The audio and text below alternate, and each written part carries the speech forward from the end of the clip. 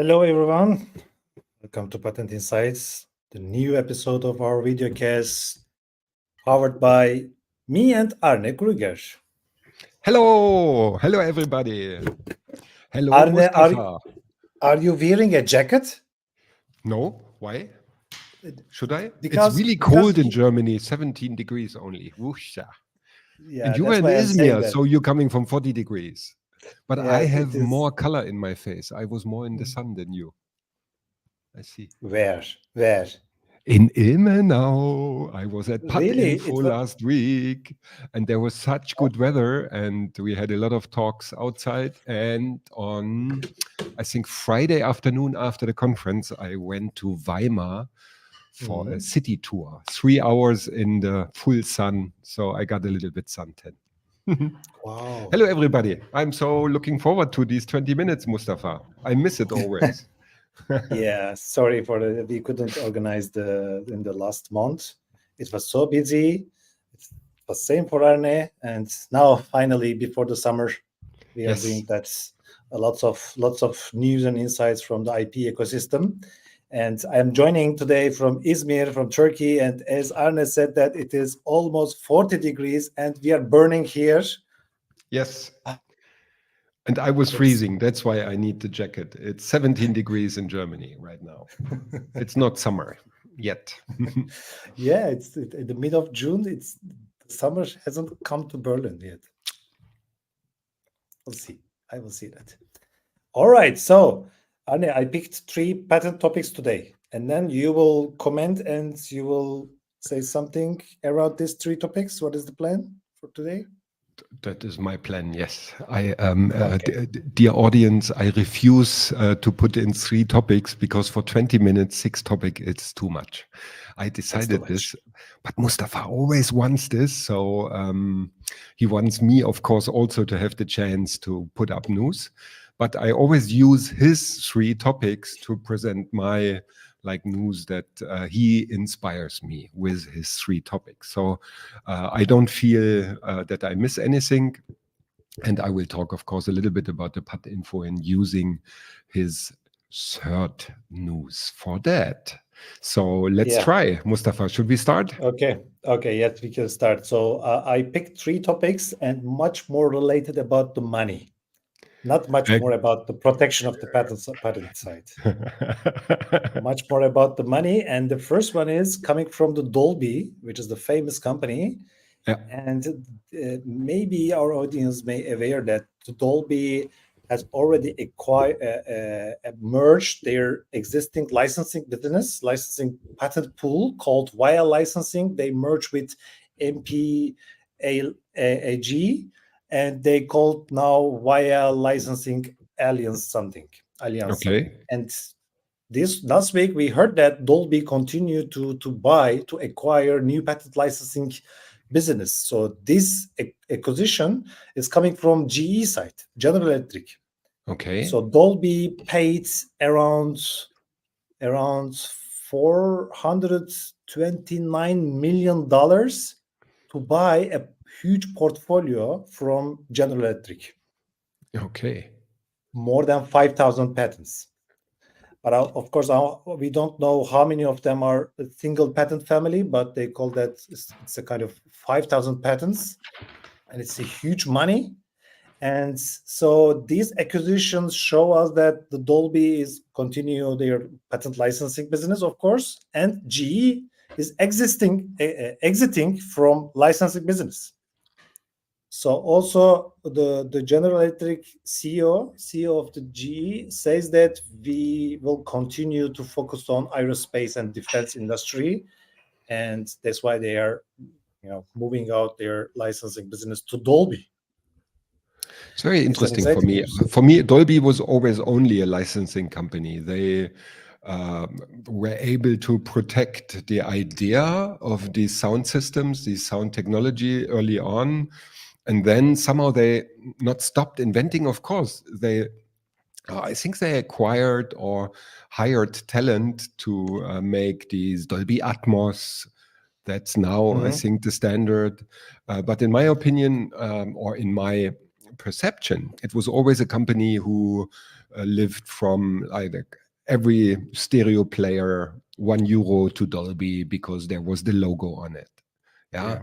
And I always more connected with the producer of the equipment, the technology, and Dolby was just the licensing fee company. Somehow we use their technology, but they were very famous. Everybody knows them. Every cinema is advertising with it. Yeah. And I have in mind a couple articles about their strategy and how they did this, because it's really, very well known somehow brand, but nobody really knows what it does. And they make millions of revenue with, I don't know, 400 people, they make $1 billion revenue. And it's like not that they produce anything, they just get the fees, and I don't know what they make with the money. Now we know they saved some money and bought another patent portfolio. Exactly. And there are two inspirations I had as I read your news. One was at the PAT Info, there was Karl-Heinz Brandenburg. Do you know Karl-Heinz Brandenburg, Mustafa? Do you mean Carl Zeiss? Karl-Heinz, it's the name. Okay. Brandenburg. Professor Karl-Heinz Brandenburg. Never heard the name? No, I don't think so. Yeah, one of the big misses of Germany is that we didn't able to patent the same way that Dolby did it with MP3, because this is one of the inventors of the MP3 standard. He's a professor at Immenau, and we are still crying, we Germans, that Fraunhofer, I think, who developed the standard, I think it was a group of 6 people, all now very well-known inventors of MP3. That we were not able to create such a licensing entity as Dolby is today, because we just missed this opportunity. I'm not an expert on that. I'm a little bit talking now in layman terms. You are here the expert. You know better what went wrong with the MP3 standard. But to see Karl-Heinz Brandenburg on stage in PAT Info last Thursday, and see him talk and how he still somehow it's just a famous guy, and Patton was able to get him on stage, and his contributions, of course, are always like everybody's listening because this guy invented MP3, so it was very interesting. He's a good mathematician, in my opinion, as far as understood, an expert. It's like it was mathematics what they did. They calculated a lot with this idea in mind, how to compress music without losing quality. And the second inspiration, my Mustafa, is always that I have a good friend, and her uncle is the real inventor of the Walkman. And I put in the link to the newest podcast of the real inventor of the Walkman. It's Andreas Pavel. It was not Sony. To give you away the main thing, and the Walkman, a German invention, is a 1.5-hour podcast with Andreas Pavel, who is the inventor of the stereo belt. I think in 1978 he filed a patent. He later sued Sony, and he lost against Sony, but then won later after the Sony founder died. He came to an agreement with Sony, and they not paid him what he really deserved, of course, as the inventor of the technology and the patent holder, but at least some of his losses for, like, I think, a decade-long legal war with Sony got paid by Sony in the end. So he talks about it. So this was my tip for you. So if we think about Dolby, don't forget these human beings behind these stories. It's not just the numbers, Mustafa. It's not just the legal entity or the CEO. There are these guys who invented the technology, who hopefully benefit today from it. In the case of MP3, he got fame, not money. Okay. And in case of the Walkman, he didn't got any of it. He just got rolled over by Sony. And Sony officially never admitted that they used his patents to create the Walkman. Yeah. I think it can be a good movie for Netflix to show Right it. now, it's a podcast at least. A good I share. podcast of, I think, a public radio station in Germany or a private one. I don't know. Radio PSR, our audience might know better. I shared I'm that. not sure. Yeah, super. Yeah, and there Shared was that. an older article from the German magazine Spiegel. Yeah, Was in coming German, I'm from sorry. 2004. Use AI to translate the podcast and the articles if you are not able to speak German. These language barriers are broken down now thanks to AI. Crashed. Yeah, I don't have any language barrier anymore. Exactly. Only in talking. Even no, with the new version of 4.0, Yeah, it's you're right. speaking, Yeah. it's simultaneously. So Okay, next okay, guy. It's next automobile, I think. Next news. next one is Oh, also related about money, yeah. licensing money, and maybe our audience remembered that in the maybe the previous episode or the one previous, we mentioned that Volkswagen got signed an agreement with Avanci for the 5G license, and now a Swedish, not Swedish, half Swedish or Chinese combination, Volvo and their electrical car Polestar took the Avanci 5G license Yeah, cool. from the pool. So it means that Volvo and Polestar will pay around how much the money? They will pay $32 per automobile per vehicle. Okay. Super. 4 or 5G license to use the 5G Yes, technology of exactly, Avanti. Yeah, very interesting. exactly, Yeah. Yeah. exactly. 5G was also in all the mouths because I attended the Digital X of German Telekom. It's a big exhibition. The last 2 days it was in Germany because of the EM that will start next week, I think, or the weekend. Telekom is the main sponsor of the European football championship that will start. And of course, everybody was talking about 5G as well and how they will connect all the stadiums and are responsible for all the picture transmission, all the media transmission. So it's not only that cars need these licenses, Telecom is using it. I don't know how Telecom is licensing this 5G stuff because this is of course the future, yeah, to get everywhere 5G technology because this makes our connected world possible, yeah. With LTE, it's too slow. Yeah. Technology Exactly. is too far behind. Yeah. Previously, before Volvo and Polestar, BMW, General Motors, and the Mercedes and most of the German automobile makers already signed 5G licensing agreement with Avanci to use that technology, to use these standard technologies. And when we also, I was curious to look at the who are the licensors, who are the technology developers in that patent pool, and there are lots of other companies who are holding these kind of standards, and also there are some research centers, for example, TNO from Netherlands, I guess, and there are other Asian institutions who are developing this kind of technology.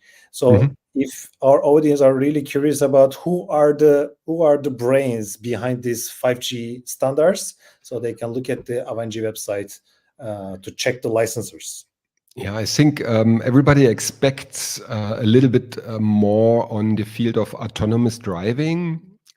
They're like, yeah, Elon Musk promised this since 10 years. I know after him, like it should start 10 years ago because his Teslas were autonomous, but they're not, of course. They have this very weird approach of just interpreting the camera input of their Teslas, and they don't use LiDAR, laser, or radar input as the Germans do. And these autonomy driving on, I think, level 3 or 4 will require 5G. connectivity, because you need to transmit all this data extremely fast, have access to the cloud to enable autonomous driving, and it needs to be, of course, stable, very reliable, because you will depend on it. Yeah, I think Elon Musk again overpromises his robotaxi will start in 3 months. Everybody laughs if he's doing it, because he's getting a joke on that. Yeah, because he broke his promises so often that I don't know who still believes him as a person. Tesla's technology is might be great in this case, but they get a little bit behind. In my opinion, the sales goes down. They fire people now. Still a lot of people believe him and his ever broken promises, because he's the richest guy on earth, blah blah blah. But I think the Chinese will do a lot there, and of course our German car manufacturers needs to do something in the field of autonomous driving. Yeah, because this is Tesla is yeah. exceptional. So last year, Tesla suited Avanji, including the Interdigital. So they are all against. Tesla is against to this group. Not surprised. Yeah, not surprising. Exactly. So this was my idea. Digital X. Don't forget, EM starts. Telecom is the main sponsor. I was at a nice conference the last 2 days. Very interesting. Met a lot of partners there, a lot of interesting companies. So 5G is coming, and it enables a lot of new services. Yeah, it's required for everybody. Is that the conference that you had a photo with the Turkish guy in the stadium? Yeah, of course. Yeah. Is that okay? Yeah. I shared the link. I won final tickets. I don't know why. I never win anything. I can go to the EM final on 14th of July, Sunday. Whoever will be in the final, I don't know. But there was a tombola at the conference, and they pulled my name. Wow. Yes. Only one ticket? Only one ticket? Only one ticket, yes. Yeah. And I can't give it to you, Mustafa. They said their rules prevent. Okay. So fine. It's either me or nobody goes. You can go and share your experience. So before closing, the last topic is coming from again the money side, but very interesting results from a PitchBook report which is published last year. So this PitchBook report says that if the startups has patents, they are raising much more money, and their valuation much more than the non-patented startups. So this is really, really good evidence for the startups why they need to build a strong patent portfolio, because if it comes to the money, if the startups are asking money from the venture capital, so the venture capital are paying much more investment size as a ticket size, much more money if you have more than one patent. So it's not a surprise. It was obvious, of course. We know that the patents for the startups are increasing their valuation, but these numbers are now coming a kind of research paper, a research analysis. So it's really, really good to see, and also I will use this validation to convince the startups to build a strong patent portfolio, right? Yes, of course. Yes, thank you to put this link in here. I didn't provide you with any links. I just had, of course, I wanted to talk a little bit about PatInfo, because the topic was piracy enforcement in this year. Surprisingly, I was thinking they talk about AI, but no, it was really enforcement piracy. There was very interesting talks. The program was very focused on enforcement. And of course, a lot of the speakers in PatInfo raised awareness and said, like, you can't protect if you don't apply for patents. If you don't have a strong portfolio, you can't enforce. So the focus was on enforcement, but the precondition is, of course, that you have a strong portfolio. Otherwise, you can't enforce, and everybody can copy your product, steal your ideas, etc. So it's a nice support, of course, for the argument of the Patinfo. Maybe our audience knows that Germany is missing a nationwide IP strategy.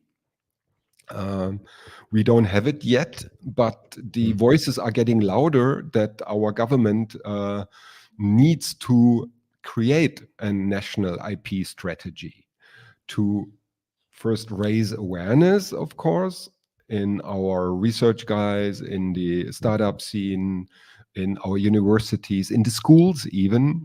We should start educate our university professors more, our school teachers, that exactly this happens. If you protect your idea, if you use our international patent and intellectual property system, you create value. Yeah, you can protect your investments, and your valuation increases.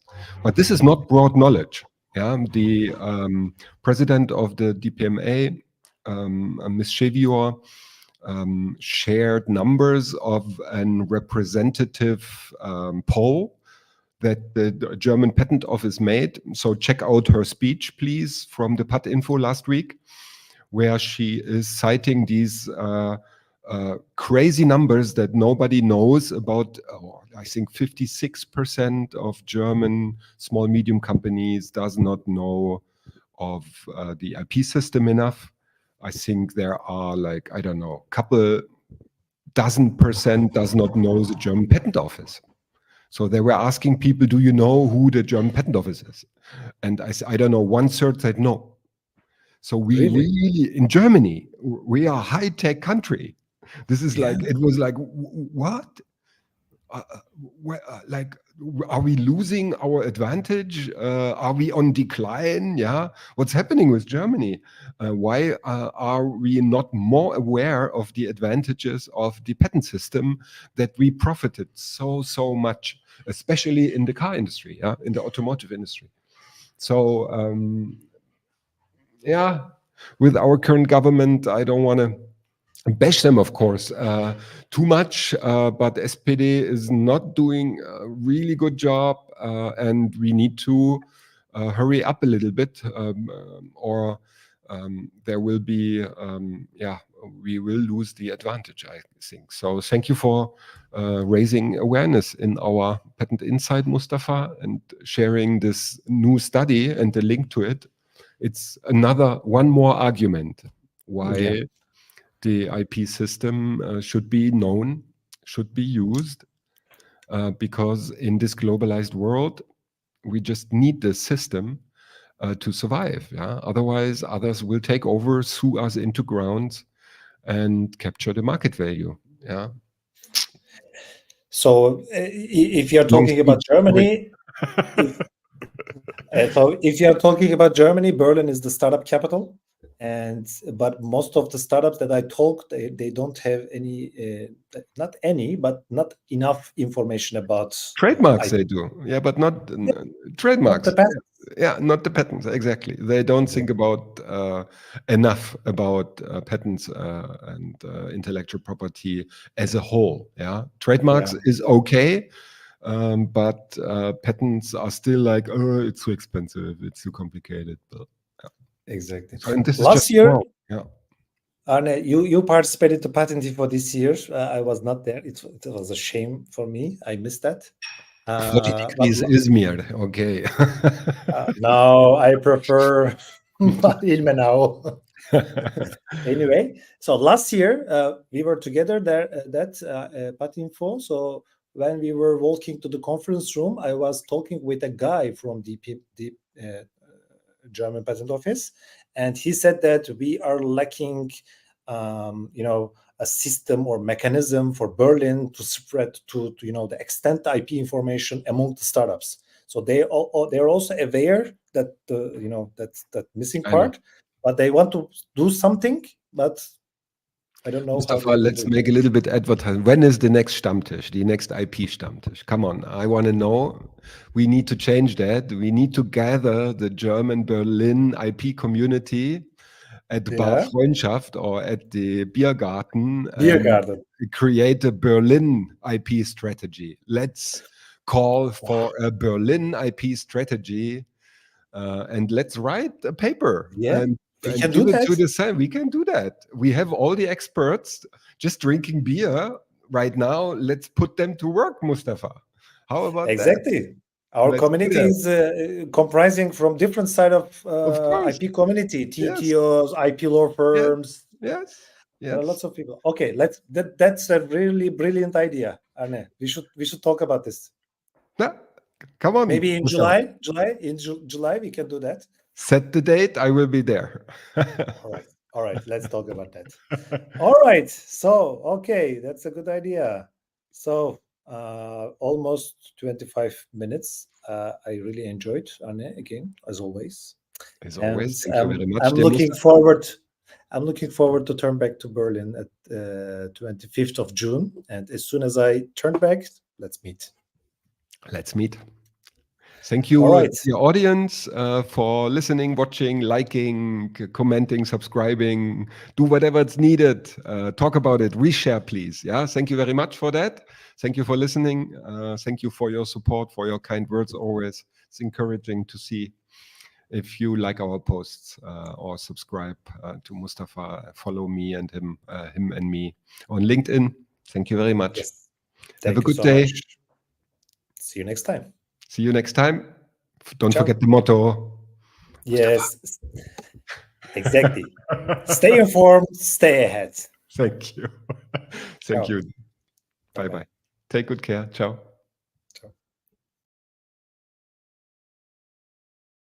Ciao.